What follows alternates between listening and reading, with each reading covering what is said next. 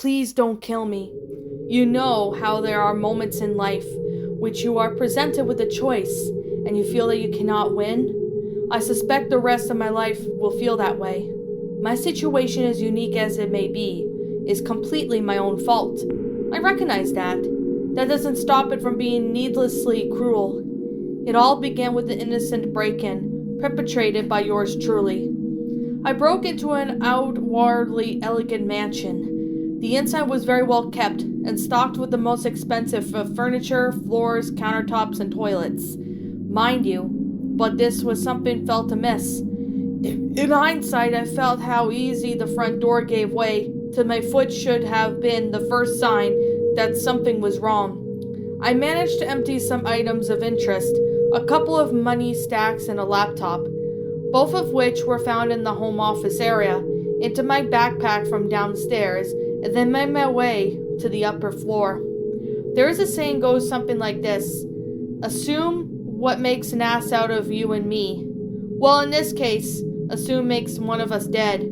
Yeah, the owner was home. As it turns out, no cars in the driveway was not a clear-cut indication that the residence was empty.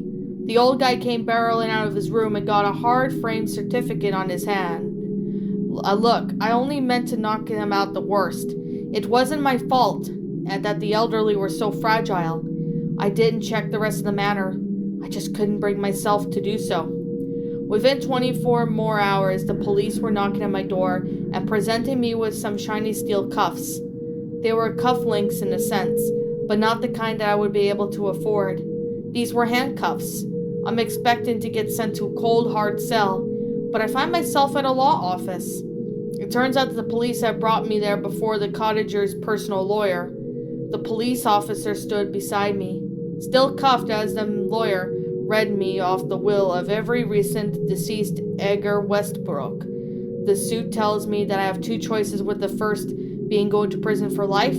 He assured me that Edgar had greased enough palms to ensure that the sentence would befall me I choose to go to trial. The second and quite equally illegal option was that I inherited Westbrook's wealth. Now that sounded swell to me, but then the lawyer read the terms. Should I have chose option 2? I must live in the mansion, will make me which my name killer as beneficially with the exact same two options offered to him or her, and I must put out an ad in the newspaper at the start of each month, stating my place of residence and the benefactory condition of my will. Should any of those terms be breached, then hello doghouse for me. Not so swell, now is it? I went to option 2, because freedom! When the police dumped me off in my new house and slapped my ankle bracelet on me, it really hit home how both options were prison, except one came with a life sentence and the other sentencing of death.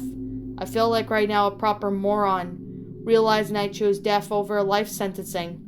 Technically, I could just leave and get sent to prison, but that somehow seems more final than the potential death awaits. In the end, it just boils down, hoping for decency in others, in realization of decency. I found a note left to me. Well, not to me, but the killer of Edgar Westbrook, which just so happens to be me, that ranted about whole old Edgar may not be able to have his cancer cured, but he would also be able to treat cancer that his own town's society. I must admit that note makes me feel like I've chosen poorly. I guess it was all boils down is to, please, don't kill me. What's up, my pretties? It's the Lion Queen here. I want to appreciate you all for tuning into this video, and I do appreciate you guys supporting my video by giving this video likes and stuff. If you really enjoyed this video, be sure to leave a like, comment and subscribe if you're new, ring the bell for notifications to when I upload so that way you guys will get updated for whenever I upload.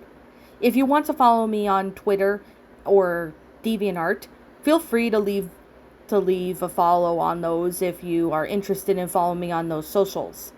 If you want to support my backup channel, known as Miss Dark Shigo, feel free to subscribe to it, as a link to that will also be in the About page section.